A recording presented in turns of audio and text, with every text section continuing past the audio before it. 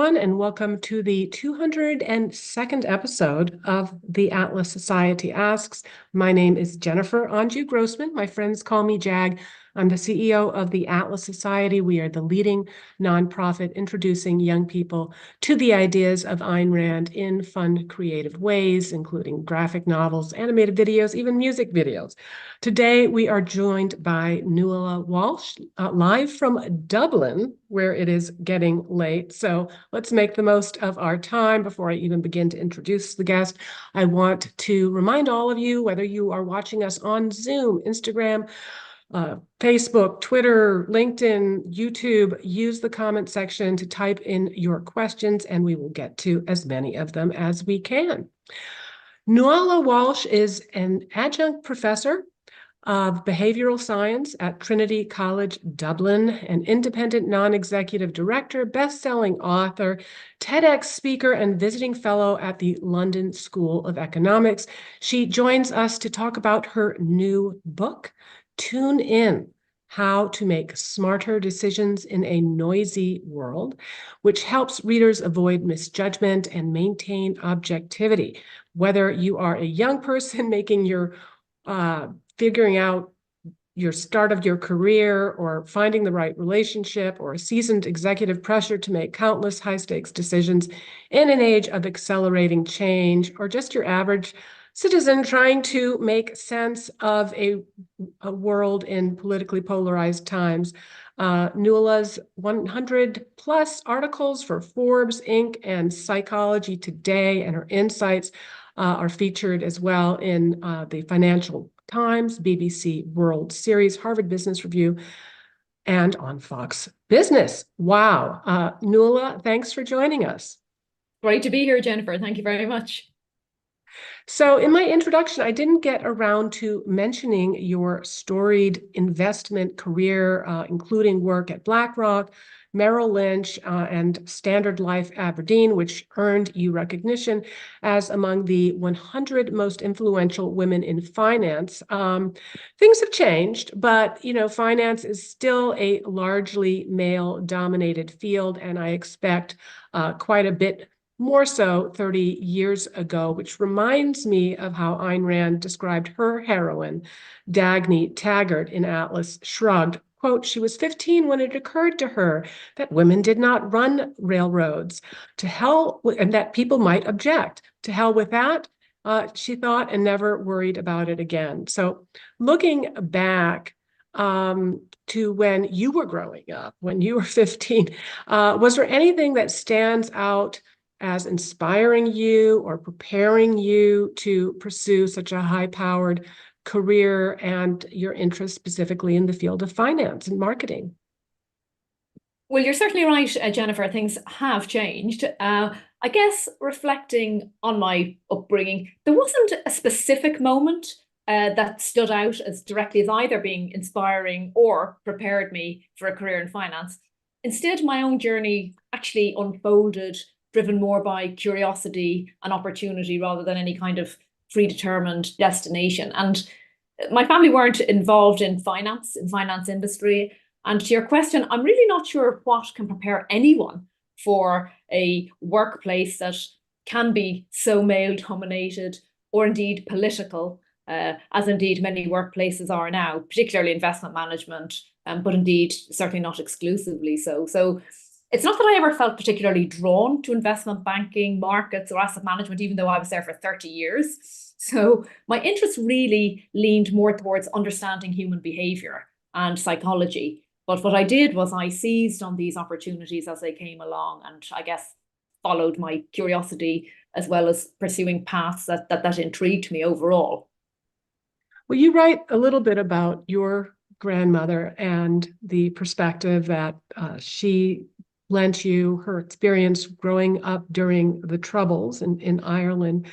And I think one of the takeaways that I got from my own grandmother was her voracious curiosity. And that seems to be what has driven you in your career to explore these different fields, in writing this book. Even before we came on the air, I asked if you had, read Atlas Shrugged yet, and you're like, no, but I'm really curious now, and I think I'm going to read it. So I really think that the curiosity, I don't know, and maybe that is going to be your next book, should you dare to repeat this experience. But whether or not curiosity is just a default thing, or what you can do to kind of cultivate your curiosity, because I think it correlates with not just professional growth and personal growth, but also to longevity. So in the vein of curiosity, over the course of the career, were there books about business, leadership, or decision-making in a particular, were they an interest of yours? And if so, were there ways in which the body of advice contained, that the books contained, also had deaf spots or bounded perspectives? Were there ways in which you wanted to set your book apart? It's a great question. As I advanced through my career, I found myself, of course, drawn to reading these books, as one does, as one climbs the ladder. So the leadership and decision-making books. But so initially, the focus was on leadership techniques. But more as I got, further up the charts, as it were, I began to appreciate the softer skills a little bit more. So I sort of balanced that with my interest in human behavior. So there were an awful lot of books, and I did read voraciously. I see you've got quite a few behind you there, so you obviously do the same. But really, books on decision making are very different. Books on decision making are not leadership books in the classic sense of the word. Most of them are rooted in science. So, behavioral science. I don't know if you remember, but Daniel Kahneman, who recently passed, the Nobel laureate. Dan Ariely, Cass Sunstein, lots of really well-established people. So those offered practical frameworks for decision making. So I would say that no, I didn't as I went through my career, but maybe about 6 years ago, I left corporate life and I did a master's in behavioral science at the London School of Economics. And that gave me the groundwork, that gave me the insight. And I guess I was able to articulate in many ways the different biases and the pitfalls that we fall into in a way that I was never able to do through a 30-year career. I might have seen them, but I certainly wasn't able to label them and put a different spin on. So in that way, the concept of blind spots certainly come up in the literature, but deaf spots did not. And probably everybody is familiar with what a blind spot is. They hinder your ability to make a proper decision. But deaf spots, they do exist, and they really refer to what we don't hear. So we hear what we want and we tune out everything else. And so they weren't discussed. So I tried to really focus the book on this new idea of it's a tuned out world, it's polarized. You only have to look at what's happening in the universities today in terms of the voices that are being listened to. We live in a world where people feel unheard, and they are unheard. They are unheard because it's so noisy. And noisy, by noisy, I mean overloaded with data, distractions, our own delusions, our own sources of misinformation. So, and because of that, I wanted to draw attention to how people don't really think enough about what they hear. We rush to judgment. We tune out the voices that really matter at the expense of making better decisions for ourselves. And if you lead a team, for teams, and if you lead a country, for a country. So it operates on all of these different levels. And I guess my own experience, whether in companies or laterally sitting on boards, you see the consequences, Jennifer, and it is pretty severe, the impact on people's lives and livelihoods when people make the wrong decision. And of course, most of the time we do make the right decision, but the consequences are really quite severe when we get it wrong. And my argument is that in this noisy, fast-paced world, we are more at risk of getting our decisions wrong than we are right. And that is a problem, particularly if you hold power. So one of the ways in which your book stood apart for me, and we both have a background in marketing, was the design, the visual appeal of your landing page, nualawalsh.com, complete with a book trailer and launch message, since we also recently launched our own animated book trailer of Atlas Shrugged. I was particularly impressed that you leaned into this kind of marketing. So tell us about the process of writing TuneIn. It certainly seemed, for me, in reading it, that you must have been gathering thoughts, research, and professional notes for a very long time. Well, you're not wrong, and thank you for noticing all of the effort, because I am a former chief marketing officer, so I guess I haven't lost my interest in that. And I did design and populate and build the website myself. So I was rather proud of that, and the trailers, as you mentioned, and all of the design stuff, thanks to AI. So there's a lot out there, but it certainly, I think that was probably more fun than anything. Actually, I was so proud of my trailer video. I thought it was great anyway. I thought it was terrific. Yeah. So I did like it. But the writing of a book, I think we all say we have a book. Well, a lot of people say that they have a book in them. A lot of people say that they would like to write a book, but a lot of people start and not everybody finishes. It was terribly hard.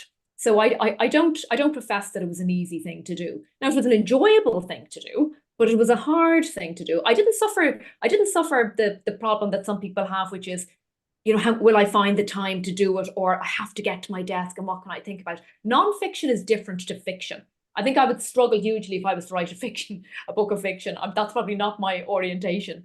But writing nonfiction, I was not stuck for examples. In actual fact, the publisher said to me that I had more examples than anybody else they'd ever I think I will published. second that. But I really wanted, Jennifer, I mean, you referred to I do have quite a diverse background. The examples that I've used in the book, whether it's about, serial killers or astronauts or hackers or presidents or cults, hugely interested me. And I really wanted to put them in there because it was everything. It wasn't just esoteric. There was I did have a connection with all of the stories that I had there, or sports, I should have said, because there were quite a few examples of sports. So it's not just for CEOs. It really is a very, very diverse a set of examples of people who either tune in and get decisions right, or people who tune out and get them wrong. And what I do is I plot all of the different biases and judgment traps for people. So the process was a sort of a typical process. I did find that it required, you've mentioned about all of the different examples. If I had lots of notes, I did have lots of notes, and you should see the cast off notes, as it were. That's probably another 2 books that just didn't make it in there. So the process was disciplined to a point, but it was difficult. Then I'm sure you realize you have your own, but once you have it done, then you have to go and get endorsements. Now, when I did endorsements, I deliberately picked a broad spectrum of people. And you ask people, you invite people, would they please endorse your book? And then they have to read it, and it takes another couple of months for them to read it, and then they write something. But I deliberately picked people in business. I picked sports people, academics, and then I had a group of sort of other. And within that group of other, if you like, one of my favorites is actually, I had an FBI investigator whose story I had written about, and he tuned in. And he tuned in, and basically in the story, he tuned in so much with a potential witness who he was interviewing, that the witness confessed to a triple murder in Yosemite. And it is a phenomenal story. It really is. And I was very proud to, and then I wrote to him afterwards, and I said, just out of a courtesy, I would like to let you know that I was so moved by your story that I put it into my book. And I wasn't, at that point, I certainly wasn't asking him to endorse it. It never occurred to me. And then he did endorse it. He loved it. And we spoke to him. And what struck me, Jennifer, was not just the story. What struck me was the story that he told himself. He had such a phenomenal career. He had saved so many people and made such a difference to people's lives, that he was tortured by the children. He was in the child protection unit, the children he couldn't save. And I thought that was terribly sad, that having done so much and done so much good, that he was now tortured. But that's in the book as well. There's a chapter on the stories that we tell ourselves, the right stories and the wrong stories. And So maybe in some perverse way, maybe he'll read that chapter and it might help him in the end. But again, that was part of the process of writing the Yeah. book. And then, of course, he marketed it. So, one of the most startling and counterintuitive insights from your book was this quote, smart people tend to trust more than most. That makes them more vulnerable to scams, identity theft, and immoral persuasion, end quote. And I definitely know from my own life, people in my family that are, brilliant PhDs. I've seen them fall victim to these kinds of scams. So I'm wondering, is this a function of intelligence, or is it projection, a function, projecting that they are not out to deceive people, and so they think others around them aren't out to deceive? Or is it a function of just growing up in maybe a more sheltered background where, you don't come across these kinds of con artists? It's a fascinating area, isn't it? And it was an Oxford University that found that, and the first part of that sentence was right, that, smart people tend to trust more than most, which, and, they're typically more successful, and they say they have, they engage, and they have to have productive business relationships, etc. And there's a different correlation with that, and they're happier. But the more people trust, particularly in this day and age, horses are going to be more vulnerable because they are more trusting by definition. And to your question, it isn't tied necessarily to intelligence. Everybody can be duped, and everybody is duped. And sometimes the smarter you are, it's maybe you've got a busier job. And again, in a noisy world, you're rushing to judgment all the time. And deception is much more likely in a noisy world if you're just too exhausted to tune in and decode data. If you're a doctor or a newscaster in an emergency room or in a hospital, you are constantly go, go, go. And by definition, you're just going to believe people. And I find that if your whole world is usually with trustworthy people, shall we say, you expect that. That's the social norm in your group. You don't expect to be conned. And you do see this in business, and you see it all the time, because it's your natural assumption that people are going to do the right thing rather than not. So I think it's very, very interesting. And maybe a small example is Bernie Madoff. So Bernie Madoff, in his environment, people certainly did not expect Bernie Madoff to be doing anything untoward. And even he said that he was shocked that people didn't recognize what he was doing. He said if they'd even thought about it once or twice, that surely they would have seen it. So he was shocked that nobody questioned his judgment. So again, that was something, and the SEC, the Securities Exchange Commission, had the data on him for over 9 years, 29 red flags. But again, because of this image that he had of, I'm a successful, Wall Street titan, I couldn't possibly be doing this kind of thing. So there is a theme in the book as well about, again, tuned out because of who you see. And so this rush to judgment based on first impressions, and the visual dominates the oral. So we make a judgment call based on who we see rather than what we hear. So the warnings were tuned out because of visual dominance, and was just so strong that the rest of it just got lost. But it is very hard. It's very hard to spot deception. I think with the Bernie Madoff example, I have a friend who recently passed away. She and her mother lost all of their, savings to Madoff. And one of the themes that we explore in objectivism is being willing to see and hear and think for yourself, and being critical even when everybody else around you has a consensus, or they believe that they have a consensus. And I could see that with Madoff. He's projecting wealth. He's probably flying around in a private plane, and all of these people that are successful and wealthy are all saying, "Oh, he's great, he's wonderful," and not really looking any further. It's a terrible story. It absolutely is. And it's not even those people, but even his own family suffered as a result as well, as you probably know, his own son, a year to the day, tragically committed suicide. Again, couldn't stand the pressure of people thinking it was him as well. And actually, I read something recently where his wife, Ruth Madoff, it was one of her greatest regrets that she didn't listen to her son. Her son wanted her to cut ties with the husband. She didn't. And then, of course, what happened. And she said it was one of the greatest regrets of her life that she didn't listen to her son. So, there are no winners in those scenarios. There really aren't.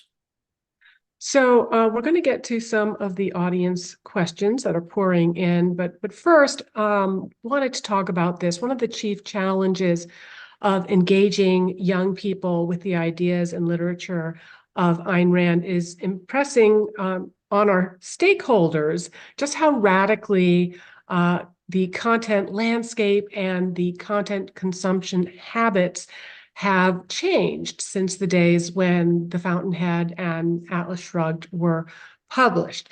Your book contained one particularly sobering statistic in that regard. Quote, "The length of the average bestseller has reduced. In 2021, 38% of books exceeded 400 pages, a third less than in the previous decade. Shorter books now stay 2 weeks longer on the bestseller list," end quote. So how does this seemingly collapsing attention span play into decision-making deficits?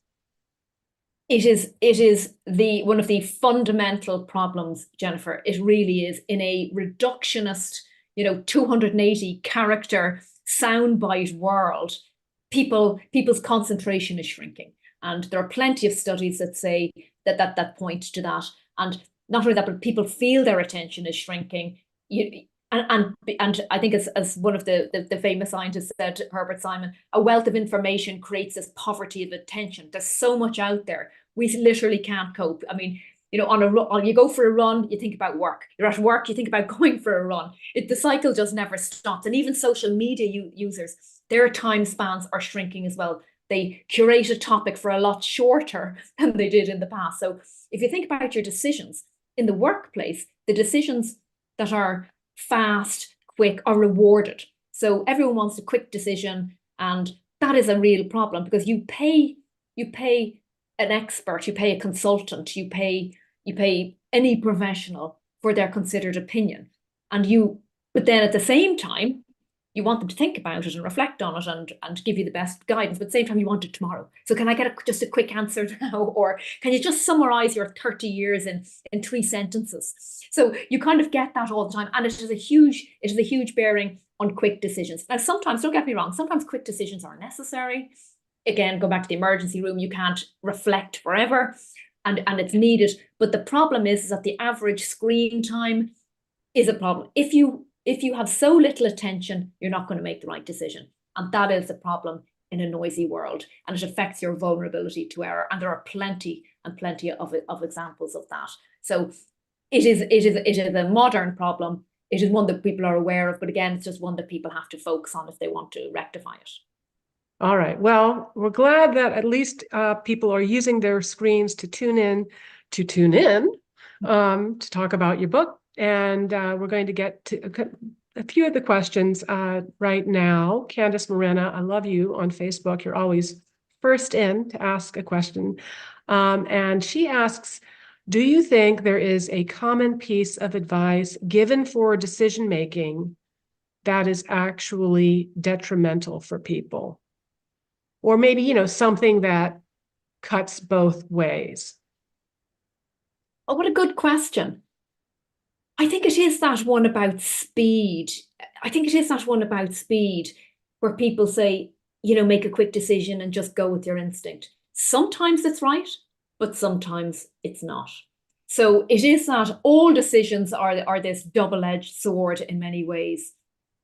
So there is something about that. I think you need to, you rely on your instinct to a point, and except if you're in this firefighting situation, maybe. But when you have the luxury of some time, I would advocate that consider your instinct, and then you check it. And there have been studies that show that when doctors have been asked to make a snap judgment, a diagnosis, that they get it right 10% of the time.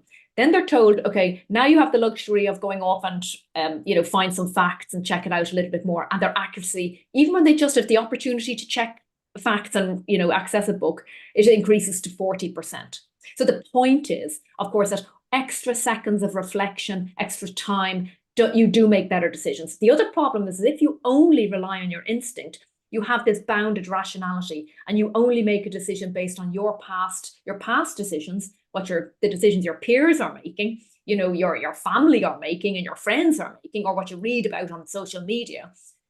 Having the third-party independent view, you may revert back to your original view, but at least you've gone through the process of at least checking out other views. Of course, the problem is you might just use confirmation bias to support your view, which is a mistake, of course, as well. So I really would listen to that advice just a little bit more carefully, where people just say, oh, just rely on your instinct. It isn't right to always just rely on your instinct when it comes to decision making. It reminds me of advice that was given to Dagny Taggart, and I'll paraphrase: if there is any part of your decision where you are torn between following your mind, your head, and following your heart, follow your mind. Think. And take the time to think. Okay, Taylor 619 on Instagram asks, do you think education institutions fail to teach young people how to make decisions? Is there something you would prioritize teaching young people? And I have some thoughts on that, but what do you think? I love that question. I would have planted that question if I could have. That was a fantastic question. You are absolutely right. You are not taught, we are not taught, and have never been taught decision making, not just in schools, but in the boardroom, where, hello, it matters hugely as much as it does.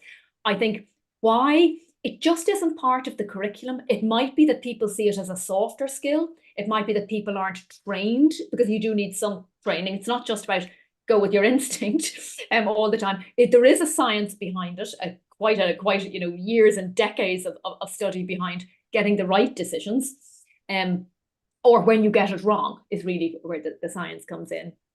So you're absolutely right. It should be taught. And actually, Elon Musk, if you listen to Elon Musk, he said once upon a time that bias should be taught in all schools. And I thought that was quite interesting. I'm not sure people have taken him up on it, but I feel very strongly that if you don't teach people, and this is really one of the reasons why I wrote the book, to be fair. I mean, I'm at the other end of my career spectrum, but I saw my nieces and nephews, they're all trying to climb the ladder. They're all starting their careers. And I'm thinking, if only you knew some of this stuff, you would have such an advantage. You would have what other people do not have. It doesn't take much, but understanding other people's behavior is a massive source of advantage and power in an organization, because people don't always value it, don't always rate it, but it also helps you make fewer mistakes. It's not a guarantee that you'll never make a mistake, but it is a guarantee that you will make fewer if you are at least conscious of these misjudgment traps that you can make. And we all make them, and we will make them, but being conscious of them means you're at least increasing your likelihood of less. So a really great question. It would be fantastic to see it in the education system. It really would. Yeah. And, mentioning Elon Musk, he reminds me of something else that you cover in the book, which is making U-turns, right? And all of what we have invested in not wanting to come forward and change our minds on things, and how that kind of traps us into a certain position. He's certainly changed his mind on a lot of things. And I think that helps us, trust him more, that people are not so completely married to their cognitive commitments. So, and then my 2 cents on young people in school and better decision making, I would say it could start with what shouldn't be taught. So there's, if you go back and see my interview that I did with John Agresto about the decline of higher education, he just charts how over the course of 50 years, universities have become completely one-sided, only presenting one point of view to the complete exclusion of any conservative or libertarian perspectives. And that is just an irresistible invitation to wanting to make sure that the students, think like you do. So there's a lot of what's going on in school that is passing for education, but it's really more like indoctrination or kind of the cultivation of activists. And it's just a time-based thing. You're not really having the opportunity to develop your critical thinking skills and learn your critical thinking skills. And if it's like you don't even have critical thinking skills and the ability to see both sides of the issue, then you're not going to be very good at decisions. And Nuala, with regards to that, seeing both sides of issues, you have some examples in the book of leaders that would really have a skill for sort of saying, hey, this is what I think is the best decision, but I'm going to make the opposite case. So talk about that.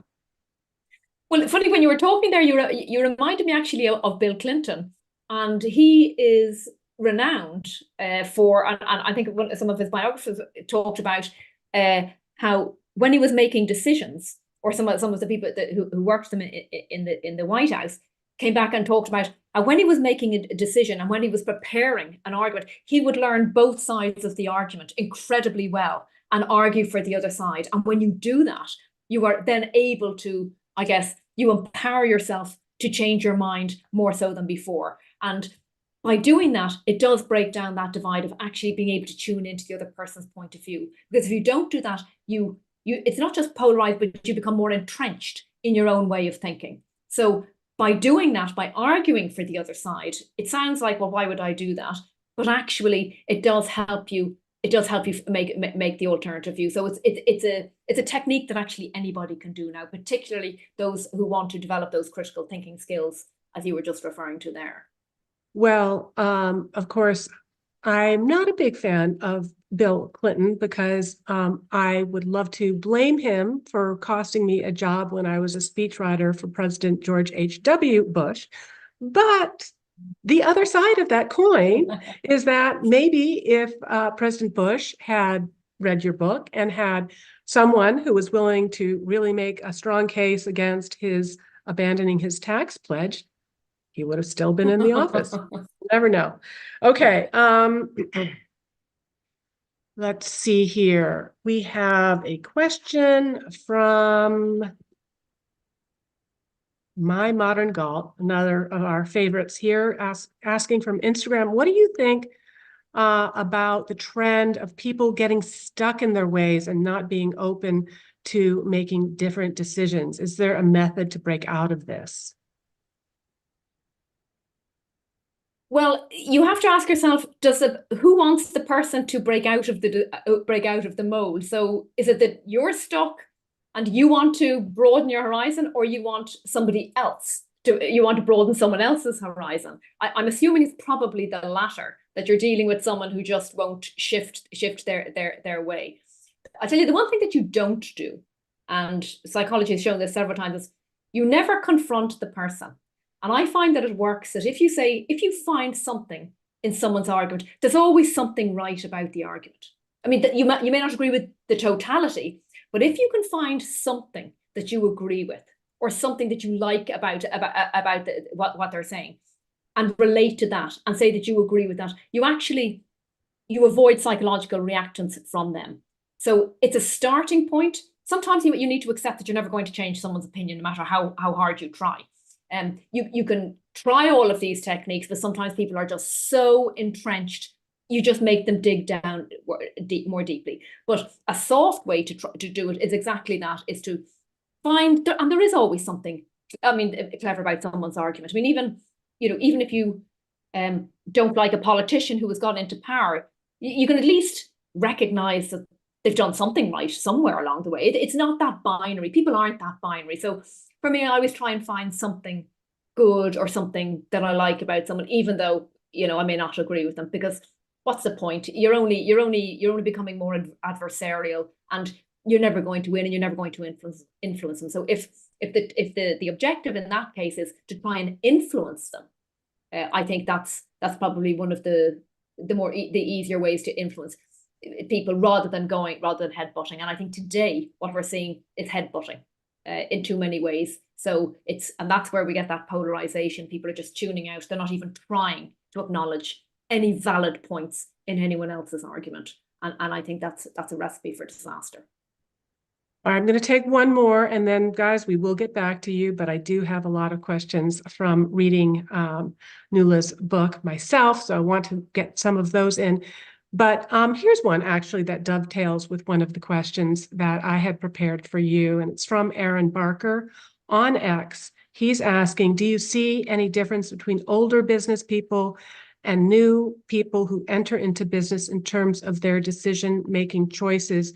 So that kind of also overlaps a little bit with my question about, are there, as we go through the arc of life, what are some, I think pretty much all of the examples and the advice that you give throughout the book is applicable regardless of your gender or your age, but you do touch on a bit sort of some of the traps that can be, more dangerous for people who are very old or people who are very young. So both the questions in terms of decision-making that shows up for young people and people that are towards the end of their career, and then maybe differences across age groups. The only one, and it is a good question, you're absolutely right. The advice is for everybody. It doesn't matter, because if you're at the further end of your career, let's just take a power-based trap. And you think, so in the beginning, you're craving power. You're so desperate to have it. Usually, you go fall into all of these mistakes because you really want it. If you have it and you're desperate to hold on to it, you're going to make certain other decisions. You may be at the top of the tree and you may be very senior and about to retire, and you want it for as long as possible, and you are not handing it over to anybody else. You're going to make other kinds of decisions there. So you're still vulnerable, you're still liable to fall into a misjudgment trap, no matter what age you are there. And they are power-based, for example, just as like they could be ego-based, or you will take certain risks at one end of your career versus the other, potentially, because you think you've got more time. So there are time-based traps that are in there as well. But to the question, is it age-specific? The only trap that I wrote about is what I called the memory-based traps. Now, don't get me wrong, a 15-year-old can fall victim to the forgetting curve. They forget something, they forget something. And I did put in some examples of people who forgot stuff. But we all know, as you mature in life, you do forget more. That's just a fact. I look after my 85-year-old mother, and I can guarantee you, when you get to that age, unfortunately, the memory curve is more accelerated. So, but in business, so what I said there is that the problem is it's the misremembering self. Whatever experience you have, Daniel Kahneman points out that we have what's called the misremembering self. It's never exactly the experiencing self. So what you think you're experiencing is not what you always remember. So there is a difference there. And I do point out that there is a difference based on that the memory curve is different when you're further up the tree and when you get more senior. But when you get more senior, not always, but typically you hold more power. Not always in this day and age, because there are a lot of very young people who have a lot of power. But traditionally that's the way it was, and that is something that people should at least be more conscious of. But people are afraid to even mention it in case they're accused of being ageist. So it's one of those sensitive things that people won't call out, but it can be a judgment trap, and the individual just needs to be conscious of it. Well, throughout reading your book and looking at all of these ways that we fall into these judgment traps and wishful thinking, I'm reminded of maybe one of my all-time favorite quotes by Ayn Rand. You can evade reality, but you can't evade the consequences of evading reality. So it's just trying to get as close to reality. And even though it's uncomfortable, sometimes it's probably going to be less uncomfortable than the consequences of avoiding that reality, because you have to be walking on solid ground. I guess I'd put my 2 cents in terms of being kind of also more mature in my career arc, that when you are just starting out in life, you don't have any experience. And so you don't have that library of patterns, right? So when you are in your 50s and 60s, a lot of the things that'll come up in businesses, a lot of the decisions that will be presented for you to make, you've already seen some version of that before, either in your own experience or in the experience of somebody else. So I think for a younger person, that means trying to learn from the experience of others,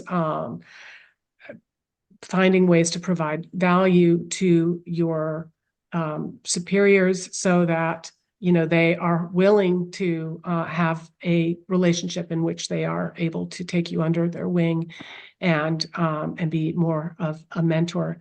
And I'd also say for younger decision makers, you're a native to this world of these collapsed attention spans and all of that. And so just making a conscious decision that you're going to read X numbers of books a month or what have you, and just finding ways to counteract that perspective shrinking trend that we have with the kind of media that we consume. I don't know, Nuala, if you wanted to add anything to that. Well, I think you're absolutely right. I think the more we can read and learn and feed that curiosity, the better decision maker you will be, because you have broadened your perspective. So it is a cycle. And too often we just narrow our frame of reference to what's familiar, to what's comfortable, rather than, as we started off saying, talking about being more curious and trying to think outside the box. So you don't have to read all the time, but however, I mean, Warren Buffett and lots of very successful people say that they read all the time and voraciously, because it gives them more ideas and broadens their perimeter of thinking beyond what's right in front of them. And it is a huge source of knowledge and insight to do so. And I think many of your viewers do that. I read at least 2 books a week, and granted, I do most of it on Audible. And part of it is for my work, but part of it is that I've just been inspired by the guests that we have on the show. There is one common denominator with every single person that I've had on that has achieved any kind of professional success, whether as a novelist or an artist or an academic or in business. They all were voracious readers as children. Okay, so you had touched on power-based traps before, and when you do that, you observe that, quote, most people conform to the voice of authority, even when it contradicts their intuition, expertise, or values. This is authority bias. We follow rules, orders, instructions from those senior or uniformed. Wow, that really resonates with me, and I think with a lot of viewers that will be watching. How does fear, reality-based fear or manipulated by those with authority, aggravate this bias?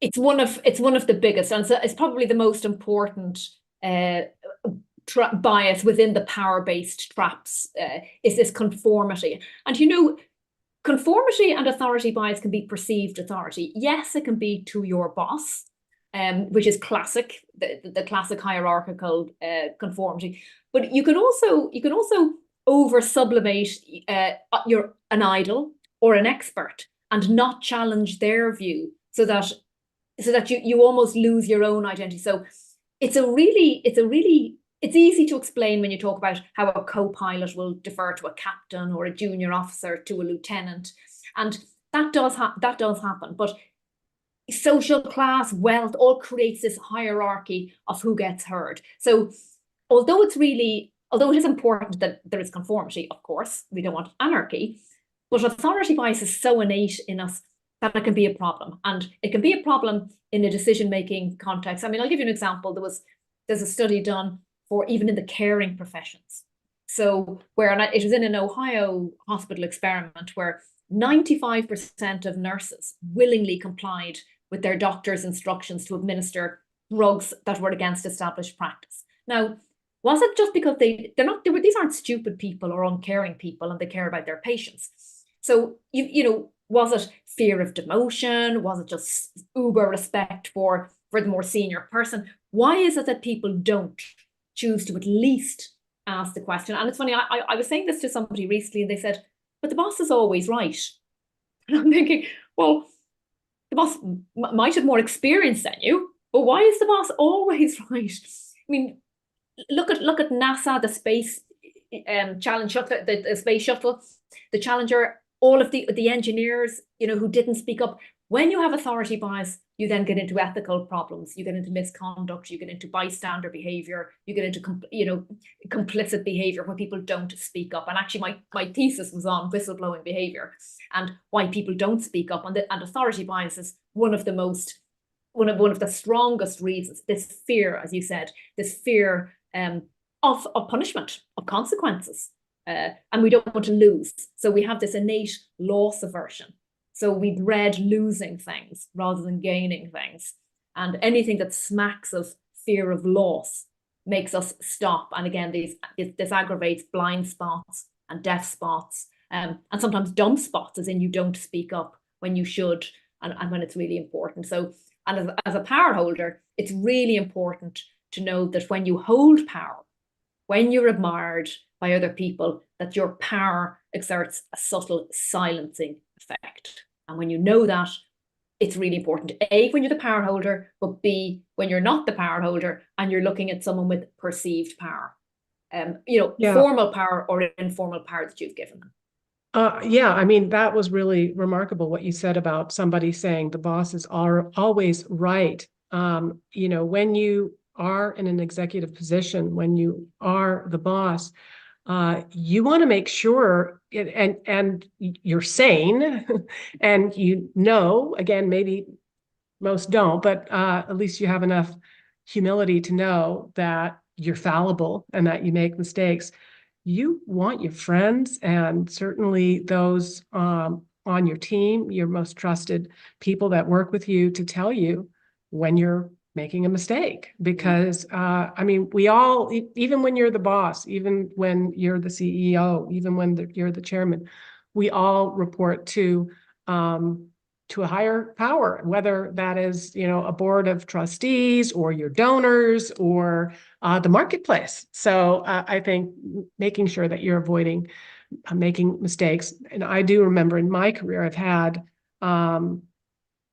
I've worked for, very, very powerful billionaire entrepreneurs, and some of them were tough, some a little tougher than others. And my takeaway was, yes, they're tremendously successful, but how much more successful might they have been if they didn't use this management by fear, right? And they kept that feedback loop open. So it's a great point. It's a great point. With the news of O.J. Simpson's death at 76 years of age, making the headlines earlier this month, the example you used of the biases involved with authorities ignoring Nicole Simpson's pleas for safety were particularly heart-wrenching. Maybe you could use that example as something that's fresh in all of our minds, although people watching may not be aware how many times previously she'd called the police and said she'd feared for her safety. So what were some of the biases that were at play there? Yeah, it is a terrible story. It is a terrible story. And I included it because when I was young, and it has gone back to the 1980s, and I watched every day of the trial, like many people did. But the point is that she made all of these calls to the LAPD. And I gave one example of where I think it was in 1989 that she did make a call, and she's in the garden and crying. But the police went against protocol, and they had a set protocol, and I think he wasn't arrested in that particular case. But 5 years later, then of course the tragic circumstances happened, and they came back again, and she was in the garden. But my point there was that the police, they saw the bruises, they didn't listen. Again, it was a little bit like the Madoff example, like the big hero. So there was that sublimation. That's not authority bias in that way, but that is almost it's sublimating someone because of their status. And we do that in life. So the blind spots were there. She 7 or 8 times she'd called for help. The Los Angeles Times sort of reported that they defaulted to truth. Maybe they passed it off. There is something called the ostrich effect, where people deny uncomfortable truth. And they were friends. They were, apparently there was fraternity there as well. So there were a couple of different reasons as to why it's motivated hearing. Maybe they didn't want to. There was a lot of back scratching going on, apparently. So the celebrity aura cast a glow, as it does in many cases. And this history of fraternizing and back scratching existed. So all of these, it's not just one, it's circumstances at the time as well, all fed into what's called a force multiplier effect, as in they all kind of combine and they make it worse. And, a really, really tragic case. And, at the end of the day, society expects power holders to do the right thing. No matter that, that's why they're in positions of power. And it is culture, it's that psychological safety, as you were talking about earlier on. It is about the voice of conscience. And I think when you hold power, the decisions you make have, as you said, consequences, and the reality way further than we expect. And it may not seem like a massive consequence at the time, something like that. I'm sure in hindsight, people would have been sorry that they didn't do more. But at the end of the day, that's not the only example. But increasingly, at least, Jennifer, I think we're seeing now in society that transgressions are being punished a little bit more, and people are being called out for this kind of thing. And hopefully we'll see more people, being called, getting their just rewards, as it were. I sure hope so. Yeah, because it doesn't, at the moment, have to be honest, feel like it very much here in the United States. Over the past 3 years, we've been seeing crime going up, and these very radical district attorneys letting shoplifting, no problem. If it's under $700, $900, you're fine. So doesn't seem like things are going in the right direction, but we may have an opportunity to make some changes. All right. We've got 8 more minutes, so I'm going to take one more question that's jumping out at me from Instagram. Alex 1971 asks, what questions would you think are good to ask someone in an interview in order to gauge their decision-making skills? And of course, we're putting you on the spot, and we just talked about how making decisions, deciding which question to ask on the moment. You might change your mind after you've had a little bit of time to reflect. Well, I'll tell you, it's not about their decision-making skills. I'll tell you what I would ask them, Alex. I would ask them, I would like to test their receptivity to changing their mind, which is fundamental to decision-making.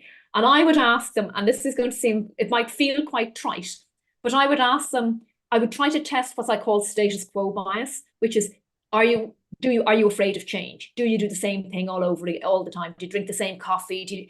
Are you very habit-based, and you basically not like to change? And I would probably ask them, and it would seem really odd, where do they like to go on their holidays? And they'd tell me wherever. And then I'd say, do you go there every year? And if they tell me they go to this, and earlier on I would have asked them, how innovative and curious they are. And they would probably tell me they're very innovative and very curious. And then they would say to me, no, I go to the same place every year, all the time. That says to me they like comfort over curiosity. And so their behavior has told me that straight away. So it is probably one that I might ask. Not everybody would ask. So if anyone asks you that the next time, maybe just keep your eye out for what are they really asking. And in interviews, I really do believe this. I've been through too many. It's never about what you're asked. There's always an underlying question behind it in most cases. If they're good interviewers, they will be asking you something beyond. So my whole point about think twice, look beyond the obvious, reinterpret what people are really asking you. So in that case, I'm really testing how change oriented are you is a different way. Because if I ask you, you'll say to me, I'm very change oriented. But if I ask you, what do you do? It'll tell me something else.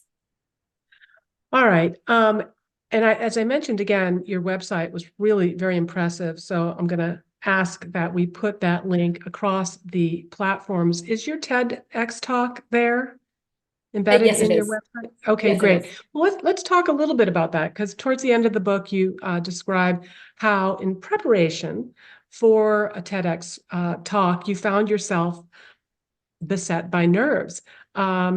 And wondered how you would stack up against others who got so many views on YouTube and what have you, and how you eventually resolved to find a more meaningful perspective on that.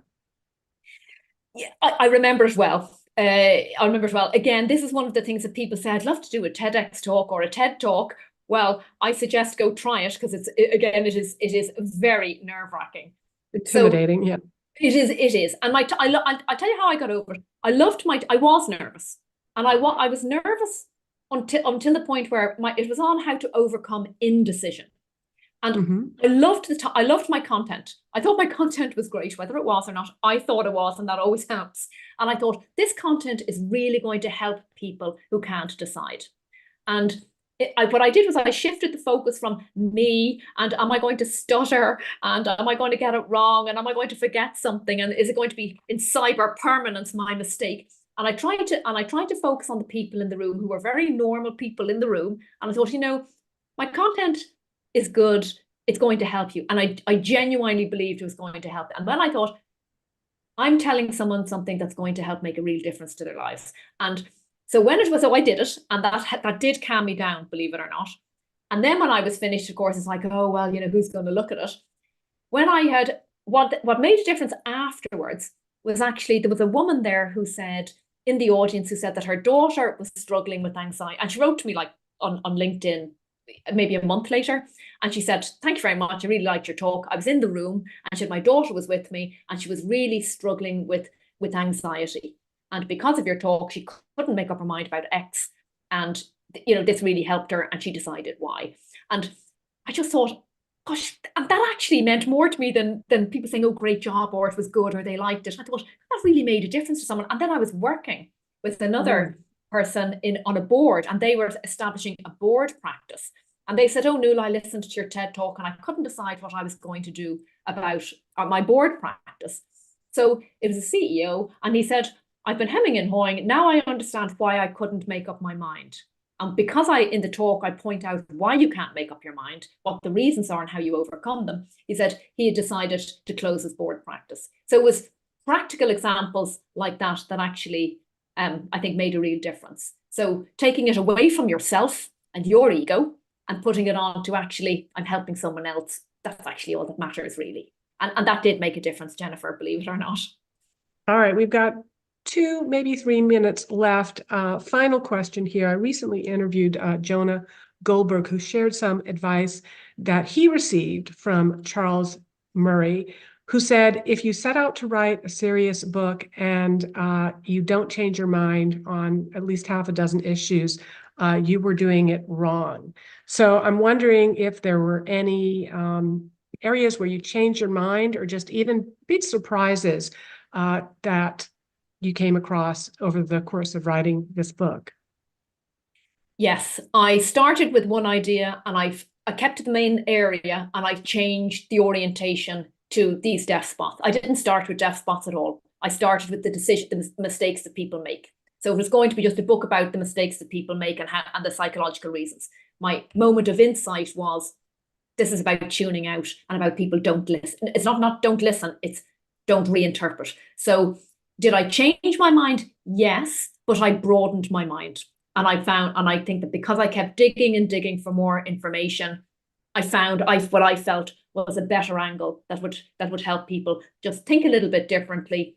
Don't think about what you see. Try to think about what you hear. Try to think about different voices that you listen to. And when you do that, when you tune in, you maximize your opportunities to stand out rather than lose out. Well, that's fantastic, Nuala. imagine that over the next months and years, you'll be busy with interviews like this and talking about this book and helping other people with strengthening their decision-making skills and maybe becoming a decision ninja, or at least aspirationally moving in that direction. What's the best way for us to follow you and keep up to date with your work? I'm on LinkedIn, so that's probably my main platform. And also, I think if you put in there, nualagwalsh.com, and I'm also on Twitter. So both of those would be fantastic. And I'd be very keen to hear from anybody. If anybody has any questions or like any guidance on anything, I really do respond to anyone who approaches. So please do feel free if you ever need any help or support. So keep in mind the time difference because she is in Dublin right now. So again, thank you, Nuala. Thanks to everyone who joined us today, asked fantastic questions. Of course, as always, if you enjoyed this video or any of our other programming or materials, remember we are a nonprofit. We rely on the support of our donors, so please consider making a tax-deductible donation at atlassociety.org/donate, and be sure to tune in next week when author Paul Tice joins us to discuss his book, The Race to Zero: How ESG Investing Will Crater the Global Financial System.